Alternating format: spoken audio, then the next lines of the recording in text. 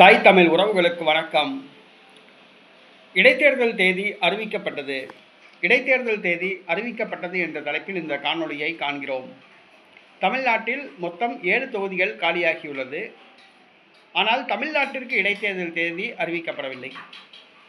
இந்தியாவில் பீகார், மத்திய பிரதேசம், குஜராத் ஆகிய 3 மாநிலங்களில் 3 தொகுதிகளுக்கு இடைத்தேர்தல் தேதி அறிவிக்கப்பட்டது. திருச்சி கிழக்கு தொகுதியை நடிகர் விஜய் ராஜினாமா செய்தார். அதற்கு பிறகு காலியாகியுள்ள அந்த 3 தொகுதிகளுக்கு தேர்தல் அறிவிக்கப்பட்டது. ஆனால் அதற்கு முன்பாகவே காலியான திருச்சி கிழக்கு தொகுதிக்கோ அல்லது தமிழ்நாட்டில் மொத்தமாக உள்ள 7 தொகுதிகளுக்கோ இடைத்தேர்தல் அறிவிக்கப்படலை. என்ன காரணம் அப்படின்னு தெரியல. ஒருவேளை தமிழக வெற்றி கழக அரசு 12 தொகுதிகளுக்கு குறைந்தது இடைத்தேர்தல் நடத்தணும் அப்படின்ட்டு அதிமுக எம்எல்ஏக்கள் திமுக எம்எல்ஏக்கள்கிட்ட பேரம் பேசிக்கிட்டு இருக்காங்க. அதுக்காக வேண்டி மத்தியில் ஆளும் பாரதிய ஜனதா கட்சி அரசு காத்திருக்குதான்னு தெரியல.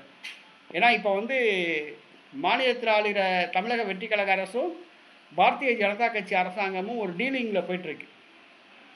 வெளியே சொல்கிறாங்க, நாங்கள் பாஜக எங்களுக்கு கொள்கை எதிரி அப்படின்ட்டு.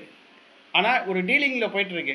இன்றைக்கி தமிழக வெற்றி கழக அரசு 12 தொகுதிகள் இடைத்தேர்தல் நடத்தணும். ஏன்னா 12ல் ஜெயிச்சா தான் தமிழக வெற்றி கழகம் தனிப்பெரும்பான்மை கிடைக்கும். அதுக்காக வேண்டி காத்துக்கிட்டு இருக்கு.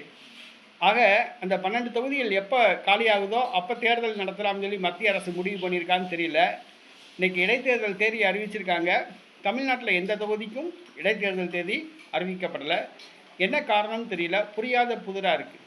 ஏன்னா இந்திய தேர்தல் கமிஷனே ஆளுங்கட்சிக்கு சாதகமாக கொஞ்ச நாளாக செயல்பட்டுக்கிட்டு இருக்கு. அந்த முன்பாவது நடுநிலையாக இருந்தாங்க. இப்போ கொஞ்ச நாளாக மீண்டும் ஆளுங்கட்சிக்கு சாதகமாக இந்த இந்திய தேர்தல் ஆணையம் செயல்பட ஆரம்பிச்சிருக்கு.